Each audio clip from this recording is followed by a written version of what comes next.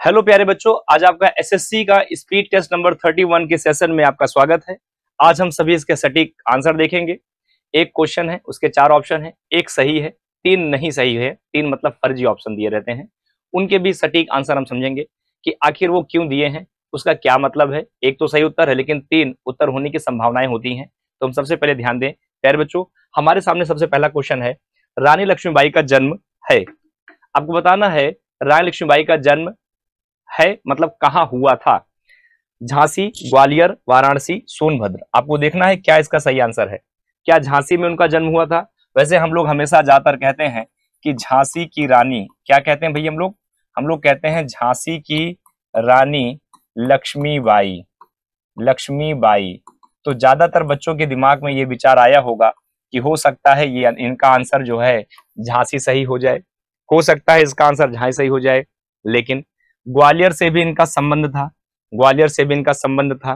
ठीक है, इनका जिससे विवाह हुआ था जी, गंगाधर राव, ग्वालियर, ग्वालियर क्षेत्र से थे वो।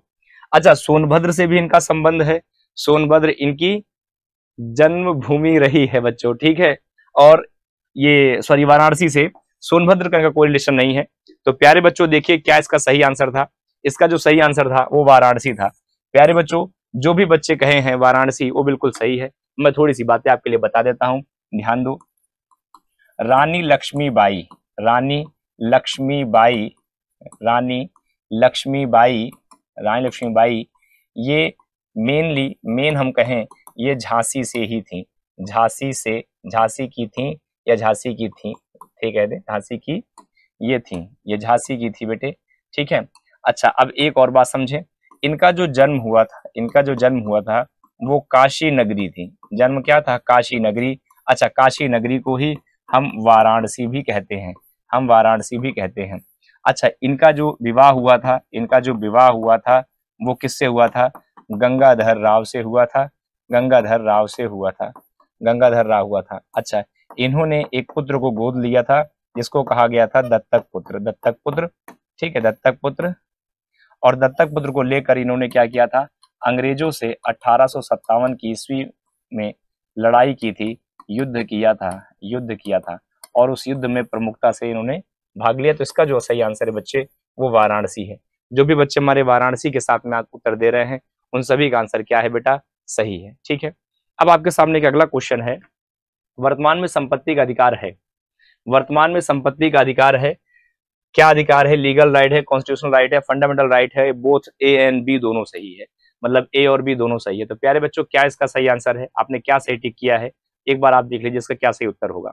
बच्चों अगर हम डायरेक्ट मान लो इसके सीधे उत्तर को बताएं तो इसका सीधे जो उत्तर है बेटा वो बी है, ये सॉरी डी नंबर है। क्या है? डी है। मतलब कि आंसर ए आंसर बी दोनों सही है और दोनों को मिला ले तो आंसर नंबर डी बिल्कुल सही है, बोथ ए और बी सही है। आइए इसके बारे में थोड़ा सा हम जानकारी ले ले, समझे। सबसे पहले अगर हम बेटा बात करें फंडामेंटल राइट की, सबसे पहले अगर हम बात करते हैं फंडामेंटल राइट की, तो जैसा कि आप सब जानते हैं या हम सब ये जानते हैं, फंडामेंटल राइट में क्या जानते हैं बेटा? फंडामेंटल राइट में ये पार्ट नंबर 3 में है, फंडामेंटल राइट पार्ट नंबर 3 में है। और ये आर्टिकल नंबर का है, आर्टिकल नंबर 12 से लेकर और 35 के बीच में है, 12 से लेकर 35 के बीच में है। इसी में आर्टिकल नंबर 31 जो है, आर्टिकल नंबर जो 31 है बेटा वो है प्रॉपर्टी राइट। वो क्या था? प्रॉपर्टी राइट था। प्रॉपर्टी राइट को 44वें संविधान संशोधन 1978 में प्रॉपर्टी राइट को क्या कर दिया? समाप्त कर दिया गया। और इसे क्या बना दिया गया? इसे एक बना दिया गया लीगल राइट। इसे क्या बना दिया गया? Legal right. अच्छा, हम एक और बात समझेंगे, ये लीगल राइट तो बन गया लेकिन हमारे भारतीय संविधान के आर्टिकल नंबर 300 ए में भी इसको जगह दी गई। और जब इसे जगह दी गई तो यहाँ पे प्रॉपर्टी को अंकित कर दिया गया। लेकिन अब हम ये कहेंगे कि प्रॉपर्टी का कॉन्स्टिट्यूशन में राइट तो है लेकिन ये अब एक कॉन्स्टिट्यूशनल राइट हो गया। तो कहने का मतलब अब इसका क्या हो गया? लीगल राइट भी है, कॉन्स्टिट्यूशनल भी है। इसीलिए ऑप्शन ए और बी दोनों सही था, माने ऑप्शन नंबर डी जो था वो करेक्ट आंसर था। प्यारे बच्चों आपके सामने है ऑप्शन नंबर डी जो है वो बिल्कुल करेक्ट आंसर है। ऑप्शन नंबर डी जो है वो क्या है? बिल्कुल करेक्ट आंसर है।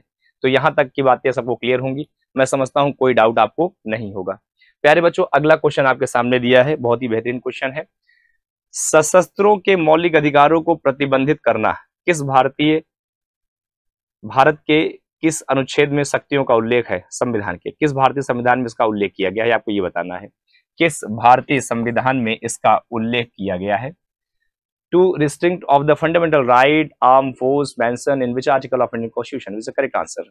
आर्टिकल नंबर 31A है, 32 है, 33 है, 33 है या 19 है। तो प्यारे बच्चों देखो इसका क्या सही आंसर है। इसका जो सही आंसर है वो आर्टिकल नंबर 33 है।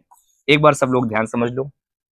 जैसे आप लोग ये देखते हो कि 12 से लेके 35 तक, 12 से लेके 35 तक हम लोग पढ़ते हैं फंडामेंटल राइट। हम लोग पढ़ते हैं बेटा फंडामेंटल राइट्स के बारे में पढ़ते हैं। तो जो फंडामेंटल राइट हमारे 12 से 35 के बीच में है, उसमें आर्टिकल नंबर 32 तक तो आप पढ़ते हो कॉन्स्टिट्यूशनल रेमेडी। क्या पढ़ते हो बेटा उसको? आर्टिकल नंबर 32 तक पढ़ते हैं हम लोग कॉन्स्टिट्यूशनल रेमेडीज को पढ़ते हैं।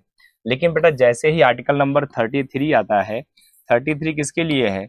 जो आर्म फोर्स हैं, आर्म फोर्स के द्वारा यूज किए गए जो वेपन्स हैं, उनके ऊपर एक प्रोहिबिशन का पार्ट है। अगर उनके ऊपर बात करें तो उनके ऊपर रिस्ट्रिक्शंस का पार्ट है, या उनके ऊपर हम आप कह सकते हैं प्रोहिबिशन का पार्ट है। तो ये है। तो आर्टिकल नंबर 33 में इस बात को अंकित किया गया है। अच्छा बेटा आर्टिकल नंबर 31 की बात करें, आर्टिकल नंबर 31 जो है ये प्रॉपर्टी से संबंधित था। ये 31A जो है ये सब प्रॉपर्टी पार्ट है। 32 है कॉन्स्टिट्यूशनल रेमेडी है। 19 जो है राइट टू स्पीच का पार्ट है। 33 किसमें है? आर्म फोर्स के लिए रिस्ट्रिक्शन का राइट है। तो 33 जो है इसका सही आंसर है। प्यारे बच्चों मैं समझता हूं यहां तक आपको कोई डाउट नहीं होगा, यहां तक के क्वेश्चन में आपको क्लियर समझ में आ गया होगा। बिल्कुल। तो अब आपके सामने अगला क्वेश्चन ये है, और ये बहुत ही बेहतरीन क्वेश्चन है बेटा। DPT vaccine is given the infant to immunise them against of. DPT का जो टीका है वो शिशुओं की प्रतिरक्षा के लिए दिया जाता है। आपको बताना इसमें से क्या सही उत्तर है जो डीपीटी के लिए दिया जाता है बेटा। डीपीटी के लिए दिया जाता है। आपको बताया आप आराम से अगर डीपीटी फुल फॉर्म क्रिएट करोगे, इसका full form stand form create करोगे, तो भी बेटे आप इसका सही आंसर बता पाएंगे। सभी लोग जल्दी से आप बताइए डीपीटी का क्या जो टीका है, या ये कह दे शिशुओं के प्रतिरक्षा के लिए दिया जाता है, उनकी इम्यूनिटी पावर को बनाने के लिए। तो डीपीटी से होने वाली कौन कौन सी बीमारियां थी जिनके हम उन्हें क्या करते हैं? वैक्सीन देते हैं बेटा। तो इसका जो सही आंसर है वो क्या है देख लो। डिप्थीरिया है, वूपिंग कफ है, एंड टिटनस है। तो डीपीटी किसके लिए होता है बेटा? डीपीटी अगर हम देख ले तो डीपीटी किसके लिए है? डीपीटी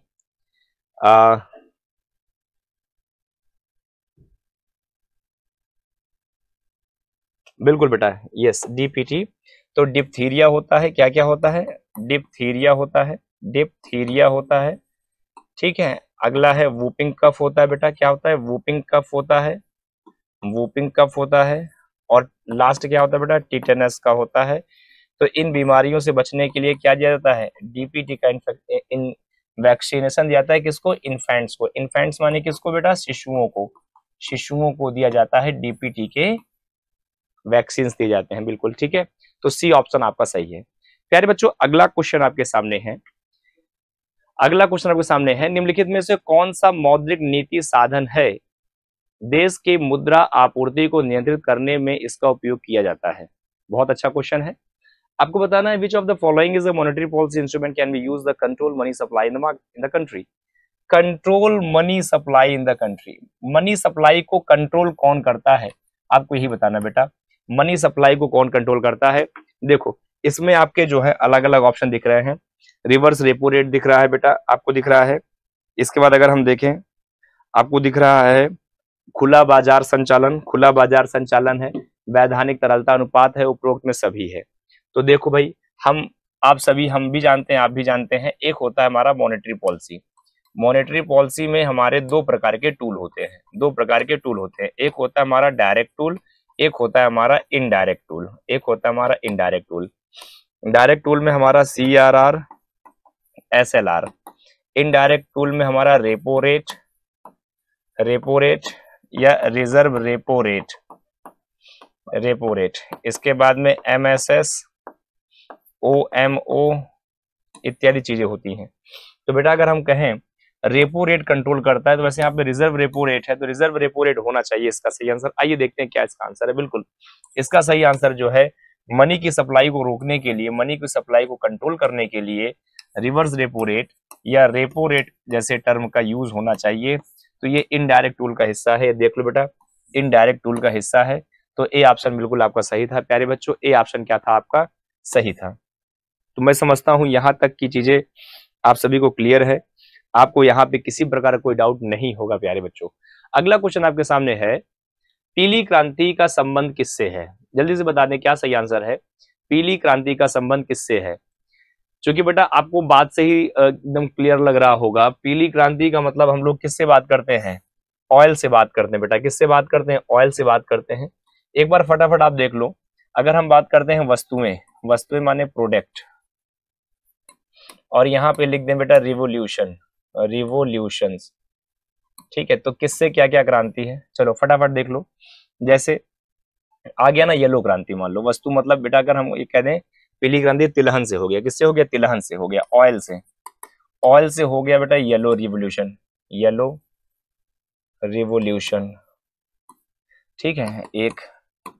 जैसे नंबर 2 की बात करें, फिश है, अब फिश है मान लो, फिश के लिए ब्लू रिवोल्यूशन है, ब्लू रिवोल्यूशन है, ब्लू रिवोल्यूशन है, नीली क्रांति है। जैसे बेटा मान लो ओनियन है, ठीक है, तो ओनियन अभी कलर के हिसाब से भी आप बता सकते हो लगभग, ठीक है, ओनियन है पिंक, ठीक है। अच्छा एक और देखें, झींगा है, झींगा मछली की बात करते हैं, झींगा, तो ये भी गुलाबी क्रांति है बेटा, जी भी है। जैसे पेट्रोलियम प्रोडक्ट हो गए, पेट्रोलियम प्रोडक्ट हो गए, पेट्रोलियम प्रोडक्ट हो गए, तो कृष्ण क्रांति इसको बोलते हैं, कृष्ण रेवोल्यूशन या फिर ब्लैक रिवोल्यूशन ये भी कहते हैं। जैसे बेटा उर्वरक खाद हो गया, फर्टिलाइजेशन हो गया, तो इसके लिए ब्राउन रिवोल्यूशन बोलते हैं, भूरी क्रांति बोलते हैं। इस तरह की अलग अलग क्या है, बहुत ढेर सारी रिवोल्यूशंस हैं, अलग अलग सेक्टर में अलग अलग। जैसे टमाटर है तो लाल क्रांति है, या मांस के उत्पादन में लाल क्रांति है। जैसे गेहूं और चावल के उत्पादन के लिए हरित क्रांति सबसे मेन है। जैसे दूध उत्पादन के लिए अगर हम बात करते हैं तो क्या रहता है, श्वेत क्रांति या फ्लड रिवोल्यूशंस है, ठीक है। तो इस तरह की बहुत ढेर सारी क्रांतियां हैं अलग अलग। तो बेटा इसका जो आंसर है देख लो क्या है, ए वाला बिल्कुल सही आंसर है। जो बच्चे ए कह रहे हैं वो ए बिल्कुल सही कह रहे हैं। अगला क्वेश्चन है, J.R. Spru based on the detailed study of a Great Basin Range mountain of the USA opined that these black mountains were formed due to J.R. Spruce महान के विस्तृत अध्ययन के आधारित संयुक्त राज्य अमेरिका में बेसिन रेंज पर्वत राय जिसके कारण ब्लॉक पर्वत का निर्माण हुआ है, क्या इसका सही उत्तर है? इसके आंसर है देख रहे हैं आप सभी ये, ठीक है बेटा। इसका जो आंसर है, अगर आंसर हम देखें तो इसका आंसर पहला ही है, ये फर्स्ट वाला ही आंसर है बेटा इसका। इसका क्या है, फर्स्ट आंसर है जियोसिंकल, जो है जियोसिंकल पे ही फर्स्ट इसका आंसर था बेटा, ठीक है। अब आपके लिए एक अगला क्वेश्चन है, the international day of eradication poverty of the observe on, गरीबी उन्मूलन के लिए अंतरराष्ट्रीय दिवस गरीबी को देखा गया है, ठीक है। ये किसके लिए है बेटा, ये गरीबी उन्मूलन की बात हो रही है यहाँ पे। गरीबी उन्मूलन के लिए दिवस मनाया जाता है, किस डेट को मनाते हैं अंतरराष्ट्रीय स्तर पे, गरीबी उन्मूलन का जो दिवस है वो किस डेट पे होता है? ऑप्शन है 11 अक्टूबर, 13 अक्टूबर, 17 अक्टूबर, 18 अक्टूबर। क्या इसका सही आंसर है प्यारे बच्चों, जल्दी से आप बताएंगे। देखिए जो भी बच्चे हमारे 17 अक्टूबर के साथ में गए थे उन सभी का सही आंसर है। चलिए मैं एक बार आपको कुछ अक्टूबर के कुछ दिवस के बारे में बता देता हूं, जो आपसे एग्जाम में हो सकता है दोबारा भी या भविष्य में बेटा पूछा जाए, जो इंपॉर्टेंट है। तो देखो अगर हम बात करें, क्या कहें कि विश्व स्तर पर गरीबी उन्मूलन दिवस की बात करें, तो इसके लिए बेटा 17 अक्टूबर का जो है दिन ये है, ये सही है, एक ये हो गया। अच्छा अगर हम बात करते हैं, मान लीजिए गांधी जयंती की बात करें बेटा, गांधी जयंती, तो 2 अक्टूबर का दिवस मनाया जाता है, 2 अक्टूबर का दिवस। अच्छा इस दिवस को अहिंसा दिवस भी कहा जाता है, अहिंसा दिवस भी कहा जाता है। अच्छा इस दिवस को शांति दिवस भी कहा जाता है, कुछ जगहों पर शांति दिवस का भी टर्म मिलता है, शांति दिवस ये। अच्छा एक और बात समझे बेटा, आपने सुना होगा नाम लाल बहादुर शास्त्री जी का, तो लाल बहादुर शास्त्री जी का भी दिवस जो है 2 अक्टूबर को ही मनाया जाता है, 2 अक्टूबर को लाल बहादुर शास्त्री जी का भी दिवस मनाया जाता है। अच्छा, एक और बात समझे बेटा, अगर हम बात करें जैसे पुण्यतिथि कह दें किसकी, श्रीमती इंदिरा गांधी जी की, इंदिरा गांधी जी की पुण्यतिथि की बात करें, पुण्यतिथि की बात करें तो आपको पता होगा ना 31 अक्टूबर सन 84 सुबह 9 बजे, तो 31 अक्टूबर को उनकी पुण्यतिथि मनाते हैं। तो ये कुछ प्रमुख दिवस हैं जो बड़ा इंपॉर्टेंट है, हो सकता है कभी आपसे पूछा जाए तो आप उसको बता पाए, ठीक है। तो ये आप इसको नोट कर लेंगे चाहे तो। अब अगला क्वेश्चन हमारे सामने है, बहुत ही अच्छा क्वेश्चन है। निम्नलिखित में से कौन सा भौगोलिक दृष्टि से सबसे निकट है, ठीक है। आपको बताना है which of the following geographical closest great Nicobar. अच्छा, ग्रेट निकोबार के सबसे निकट कौन है, ग्रेट निकोबार के भौगोलिक दृष्टिकोण सबसे निकट कौन है। इसमें ऑप्शन है सुमात्रा है, जावा है, बोर्निया है, श्रीलंका है, क्या सही आंसर है।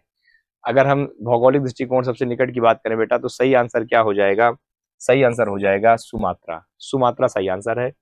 चलिए एक बार सारे विद्यार्थी यहाँ देख लें, ये हमारा भारत देश है, इस तरह से ये आप देखते हैं श्रीलंका का हिस्सा है, और यहाँ पे जहाँ म्यांमार का हिस्सा है, कुक आइलैंड के जस्ट नीचे, कुक आइलैंड के जस्ट नीचे, जैसे ये मान लो म्यांमार का हिस्सा है, कुक आइलैंड है, इसके नीचे यहाँ से जो प्रारंभ होती है हमारी व्यवस्था, ये हो गया हमारा अंडमान, और ये हो गया हमारा निकोबार का हिस्सा। यहाँ पे अगर देखें ये ऐसे ऐसे इस तरह से अगर ले लें बेटा, तो अगर हम जाएंगे मान लो अंडमान देन निकोबार के रीजन में, और यहाँ नीचे की ओर आएंगे तो सुमात्रा का रीजन पड़ेगा। तो अंडमान निकोबार के दृष्टिकोण से देखें तो सुमात्रा का जो हिस्सा है वो क्या है, वो पास में है, सुमात्रा का हिस्सा जो है वो पास में है बेटा, ठीक है, ये है। तो इस तरह से आप इसको करेंगे, फर्स्ट वाला जो क्रम है वो आपका सही है। तो प्यारे बच्चों फर्स्ट क्रम जो है वो क्या है, बिल्कुल सटीक है, सही है। अब अगला प्रश्न आपके सामने आ गया है, क्वेश्चन है हड़प्पा के तट पर स्थित है, हड़प्पा के तट पर स्थित है, हड़प्पा रावी है, झेलम है, चिनाब है, गोदावरी है, किसके तट पे है। तो चलिए एक बार इसको देख लीजिए, ये जो क्वेश्चन है आपका सिंधु घाटी की सभ्यता से क्वेश्चन था, तो मैं एक बार आपको भारत का मैप बनाकर समझा देता हूं, क्या है इसका सटीक और सही आंसर। तो प्यारे विद्यार्थी हमारे समझ लें इसको।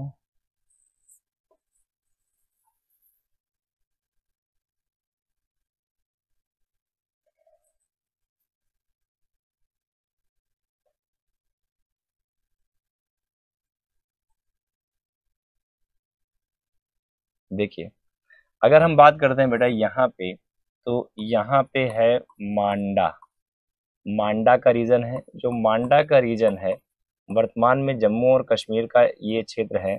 और यहाँ पे अगर हम कहें जो नदी है, तो यहाँ पे नदी का हिस्सा है चिनाब नदी, चिनाब नदी है। ऐसे ही बेटा अगर हम दक्षिण भारत के क्षेत्र में आते हैं, दक्षिण भारत के क्षेत्र में ऐसे, तो दक्षिण भारत के क्षेत्र में गोदावरी नदी है, गोदावरी है। और यहाँ पे जो लोकेशन है उसका नाम है दैमाबाद, दैमाबाद, और ये कहाँ पर है, दैमाबाद महाराष्ट्र में है। इसी तरह से अगर ये पाकिस्तान के क्षेत्र को इस तरह से आप देखें ऐसे करके, तो पाकिस्तान के और इस रीजन के पास में ऐसे ये एक पड़ता है बलूचिस्तान का क्षेत्र, बलूचिस्तान का क्षेत्र है। बलूचिस्तान में अगर कहें तो यहाँ दस्त या दस्यू नदी है, दस्यू नदी है। छोटा लोकेशन अगर यहाँ पे ढूंढेंगे तो छोटे लोकेशन में हमें मिलेगा यहाँ पे सुप्तकोंडा, क्या मिलेगा, सुप्तकोंडा। ऐसे ही आप उत्तर प्रदेश में अगर आ जाएं तो उत्तर प्रदेश में एक जगह पड़ती है मेरठ, मेरठ कहाँ है, उत्तर प्रदेश में। और यहाँ पे जो नदी है उसका नाम है हिंडन नदी, ठीक, हिंडन। तो अब आप ये देख रहे हैं ये जितना बड़ा रीजन है यही था सिंधु घाटी सभ्यता का संपूर्ण क्षेत्रफल, संपूर्ण क्षेत्रफल। अब जो की बात क्या की गई, बात की गई बेटा हड़प्पा के बारे में। तो ये जो हड़प्पा है, हड़प्पा किस नदी किनारे है, हड़प्पा है रावी नदी के किनारे है। एक बार देख लो, हड़प्पा के लिए रावी नदी होगा तो पहला आंसर जो है बिल्कुल आपको होना चाहिए, और फर्स्ट आंसर जो है क्या है बेटा, वो सही आंसर है। यहाँ देख लो हड़प्पा है। अच्छा अगर आपसे कहा भी जाए कि पाकिस्तान के रीजन में कौन कौन से क्षेत्र हैं, तो पाकिस्तान में हड़प्पा है, पाकिस्तान में मोहनजोदाड़ो का क्षेत्र है, पाकिस्तान में ही चाहून दड़ो का क्षेत्र है, पाकिस्तान में अगर देखें लरकाना, यही 4 ही लोकेशन आपको याद रखनी है, ये 4 पाकिस्तान, बाकी सब भारत में है मेरे बच्चों, ठीक है। अब देखिए अगला क्वेश्चन आपके सामने है, बहुत ही बेहतरीन क्वेश्चन है। पौधे वायुमंडल से कार्बन डाइऑक्साइड लेते हैं, मुख्य रूप से माध्यम है, ठीक है। आपको देखना है कि पौधे जो है वायुमंडल से कार्बन डाइऑक्साइड लेते हैं, मुख्य रूप से माध्यम क्या है, क्या माध्यम है? जड़े माध्यम है, तना माध्यम है, मूल फूल है या पत्तियां हैं? क्या इसका सही है, सही आंसर? तो प्यारे बच्चे इसका जो सही आंसर है वो पत्तियां हैं। क्या है इसका सही आंसर? पत्तियां हैं। चलिए ध्यान से एक बार देख लेते हैं हम लोग क्या है इसका उत्तर। ये पत्तियां ही हैं, तो पत्ती क्यों है? जैसे आप देखते हैं बेटा, ये पत्ती है, मान लो ये पत्ती है, आप देखते हो ना इस तरह से पत्ती होती है, पत्ती। अब होता क्या है बेटा, पत्ती में अगर बात करें, पत्ती में इस तरह से अगर इसको हम बड़ा करके देखें तो इस तरह से उसके अंदर पोर होते हैं बेटा। क्या होता है उसके अंदर? पोर होते हैं, पोर ऐसे करके ज्वाइंट्स होते हैं पोर में ये। अच्छा, ये जो पोर ज्वाइंट्स होते हैं, ये जो हैं इनके अंदर छोटे छोटे डेंड्राइट्स होते हैं, छोटे छोटे डेंड्राइट्स होते हैं। इस तरह से डेंड्राइट्स जो हैं ज्वाइंट्स होते हैं ऐसे करके, ये ऐसे करके सारे ज्वाइंट्स होते हैं, इन्हें हम स्टोमेटा बोलते हैं। और स्टोमेटा के माध्यम से ही ये क्या करते हैं सभी,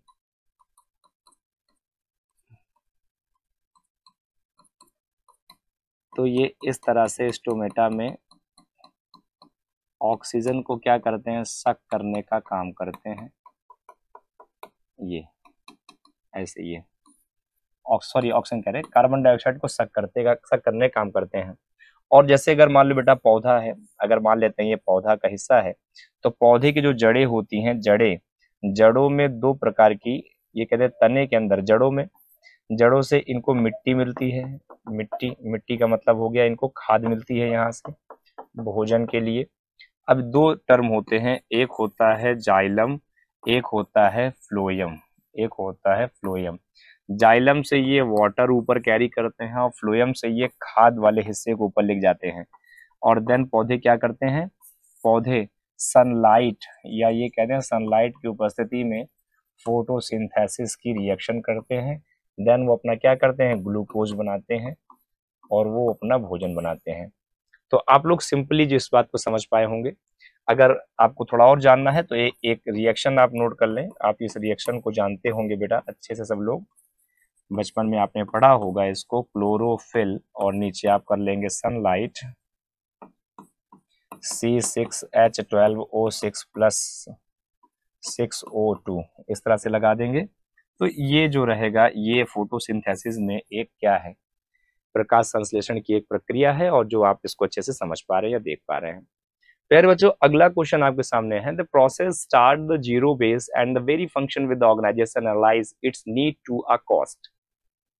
की प्रक्रिया शून्य से शुरू होती है, आधार है, एक संगठन भीतर प्रत्येक कार्य है और इसकी जरूरतों के लिए लागत विश्लेषण किया जाता है।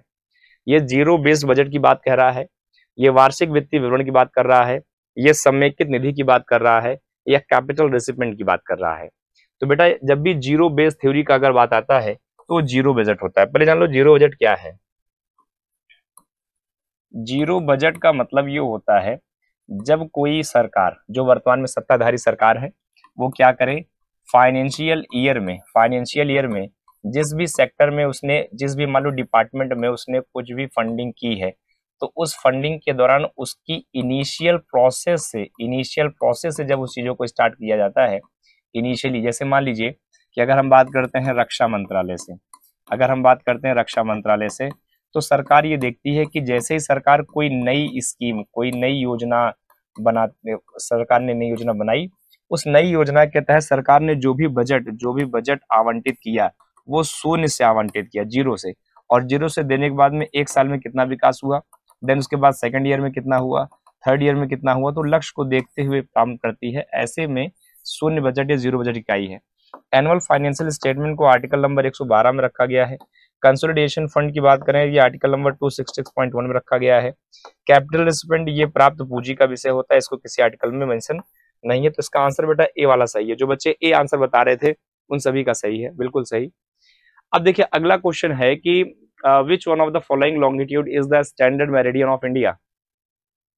निम्नलिखित में से कौन सा देशांतर भारत के लिए मानक मध्याह्न रेखा है। भारत के लिए मानक मध्याह्न रेखा की अगर हम बात करें तो क्या है इसमें से, तो एक बार सभी बच्चे यहाँ पे देख लें बेटा। मैं इसको लास्ट टाइम आपको एक बार बताया था, मुझे याद है, मैं फिर एक बार बता रहा हूँ ताकि ये स्पष्टता आपको और अच्छे से क्लियर हो जाए, इसमें कोई डाउट आपको नहीं आए या ना हो।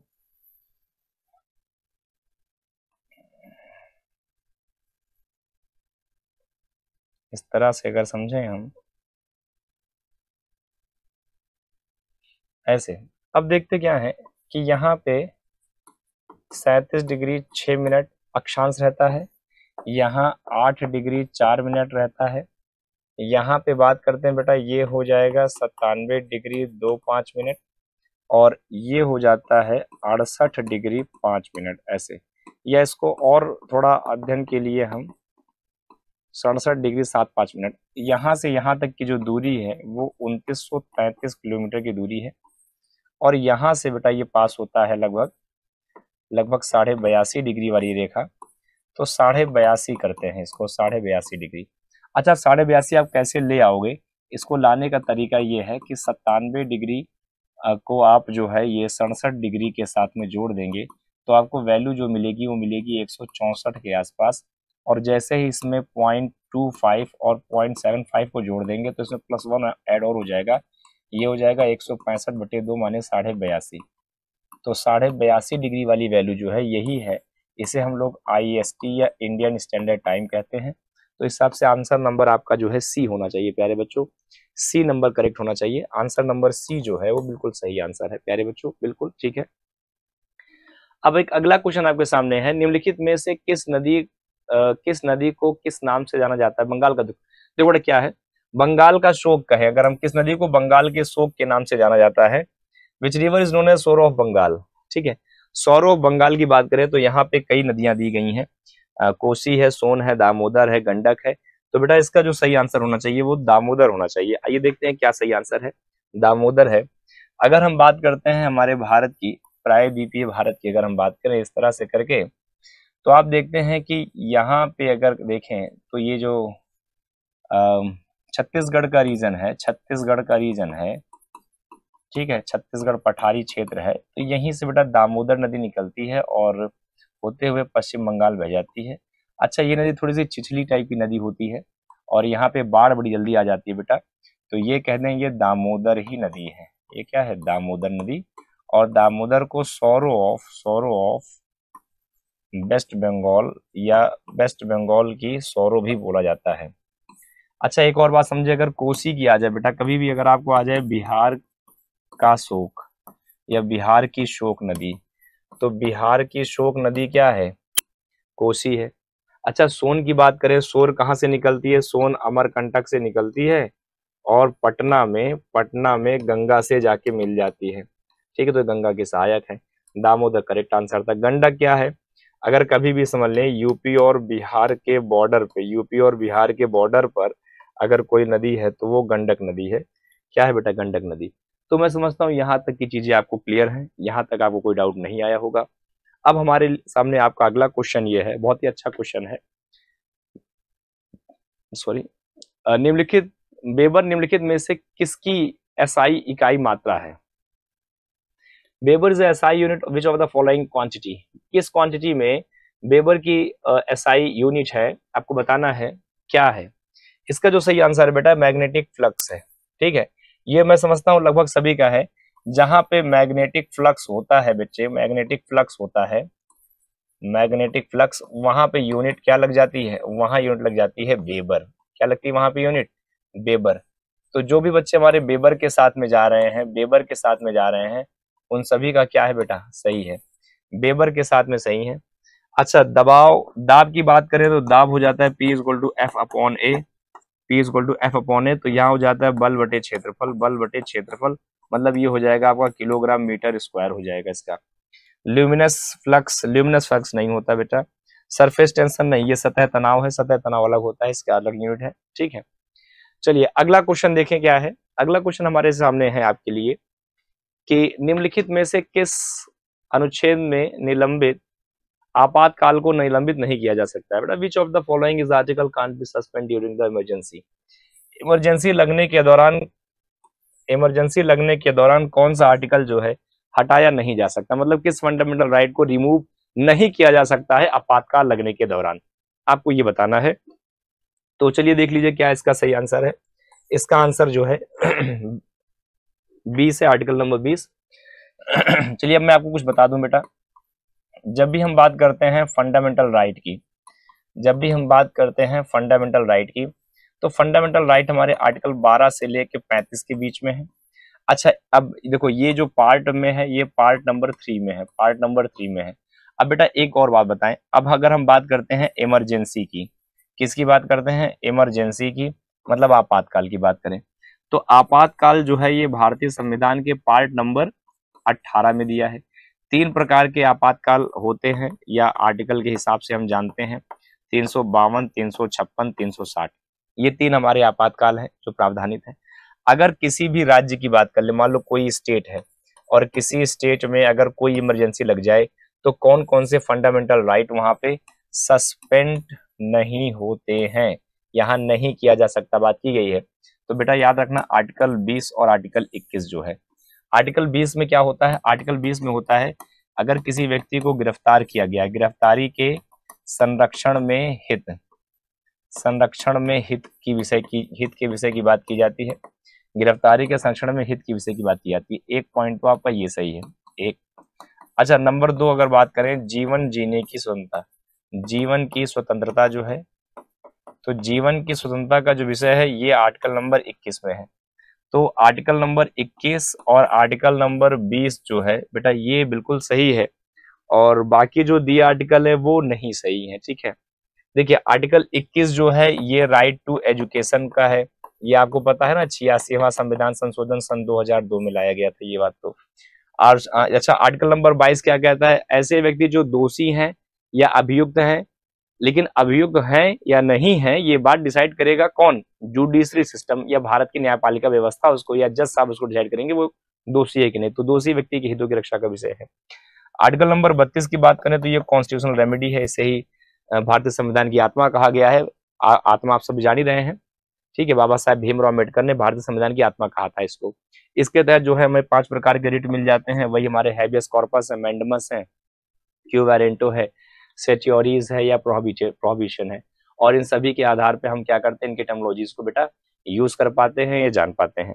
अब आपके सामने एक अगला क्वेश्चन ये है, ये बेटा क्वेश्चन नंबर जो है 42 है, ओके, ये क्वेश्चन नंबर जो है बेटे ये क्वेश्चन नंबर 42 है आपका। क्या क्वेश्चन है, हाँ, आपके एसटी में इसी तरह से सारे क्वेश्चन लाइन से लगे हैं। What is the full form of CLRI, CLRI का फुल फॉर्म क्या है बेटा, CLRI का क्या फुल फॉर्म है, जल्दी से प्यारे बच्चे बता दें CLRI का फुल फॉर्म क्या है। देखो आपने क्या इसका सही किया होगा, central latex research institute, central latex research संस्थान है, सेंट्रल लैदर रिसर्च इंस्टीट्यूट है, केंद्रीय चमड़ा अनुसंधान है, सेंट्रल लेजर रिसर्च इंस्टीट्यूट है, केंद्रीय लेजर अनुसंधान संस्थान है, या culture and language research institute, संस्कृति और भाषा का अनुसंधान संस्था है। तो बेटा इसका जो सही आंसर है वो सेंट्रल लेदर है। क्या है, सेंट्रल लेदर माने केंद्रीय चमड़ा अनुसंधान केंद्र। अगर हम बात करते हैं इसका सही आंसर क्या है,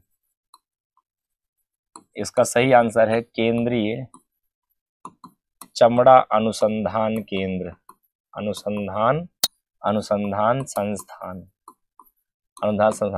अच्छा बेटा जब भी आप इस क्वेश्चन को पढ़िएगा मैं आपको बात करूंगा कि इसका केंद्र संस्थान कहाँ पर है, आप लोग इसको कमेंट में देखिएगा जब वीडियो को, तो उसका कमेंट में लिखिएगा, मैं देखूंगा कि कितने बच्चे बताते हैं इसका सही आंसर। ओके, अभी आपके सामने एक अगला क्वेश्चन है, बहुत ही अच्छा क्वेश्चन है। When were a high court establish Bombay, Madras and Kolkata. हाँ, तो अगला क्वेश्चन है कि बम्बई, मद्रास और कलकत्ता के उच्च न्यायालयों की स्थापना कब हुई है। आपको बताना है बम्बई, मद्रास और कलकत्ता के उच्च न्यायालय की स्थापना कब हुई है। ऑप्शन है 1842, 1852, 1862, 1872। क्या इसका सही आंसर है, तो आइए देखते हैं इसका जो सही आंसर है वो 1862 है। चलिए एक बार इसको सब लोग समझ लेते हैं ध्यान से।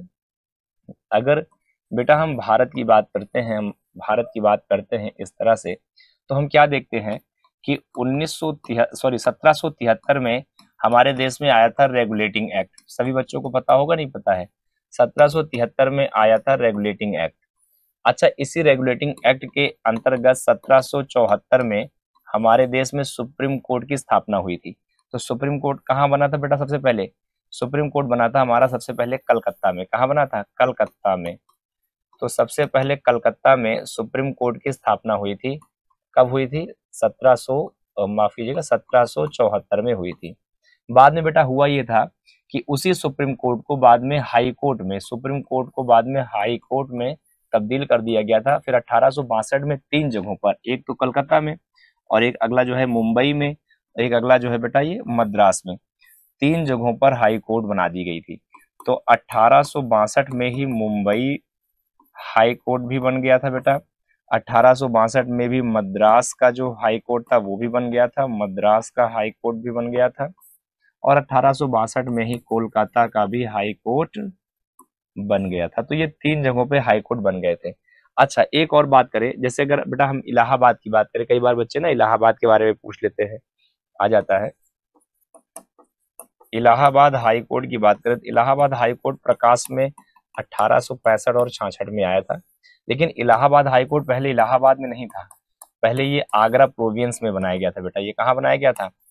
आगरा। चूंकि आगरा उस समय प्रोविंस थी, आगरा उस समय कैपिटल हुआ करती थी हमारे यहाँ उत्तर प्रदेश की जो कैपिटल थी वो आगरा थी 1858 से लेकर, और ये 1800 कह दे लगभग 90 के समय में, और फिर 1921-90 से लेके इलाहाबाद रहा है, और इलाहाबाद के बाद में फिर 1935-37 से लेकर लगभग लखनऊ हो गया, और आज तक जो है हमारे यहाँ की जो यूपी कैपिटल है वो लखनऊ है। और ये कहते हैं 24 जनवरी 1950 से ऑफिशियल तरीके से उत्तर प्रदेश की स्थापना भी मानी जाती है। और ये इसका जो है सटीक विश्लेषण है और सही उसका उत्तर है आपके सामने। अब बेटा आपके सामने अगला क्वेश्चन है कि एक मील में कितने किलोमीटर होते हैं? एक मील में कितने किलोमीटर होते हैं ये आप सभी को बताना है। 5.02 किलोमीटर, 4.09 किलोमीटर है, 3.07 किलोमीटर है, 1.60 किलोमीटर है। तो प्यारे बच्चों देखो इसका जो सही आंसर है वो क्या है? इसका जो सही आंसर है वो है 1.60 किलोमीटर है। एक मील, एक मील होता है। अच्छा, मैं कुछ आपको दूरियों के यूनिट बता देता हूँ, हो सकता है कभी एग्जाम में आपसे पूछा जाए, थोड़ी सी आप जान लेंगे, जानकारी हो जाएगा तो सही है। जैसे कभी आ जाए एक कोस, एक कोस में होता है 3 किलोमीटर। जैसे आ गया था एक मील, अब देखो एक मील आ गया था तो एक मील में हो जाता है 1.60 किलोमीटर, 1.60 किलोमीटर। जैसे अब ये तो आप सब जानते हो कि 1 किलोमीटर में 1000 मीटर होते हैं, ये सब जानते हो। जैसे अगर बात कर लें हम 1 मीटर में, 1 मीटर में 100 सेंटीमीटर होते हैं, 100 सेंटीमीटर होते हैं, है ना बेटा।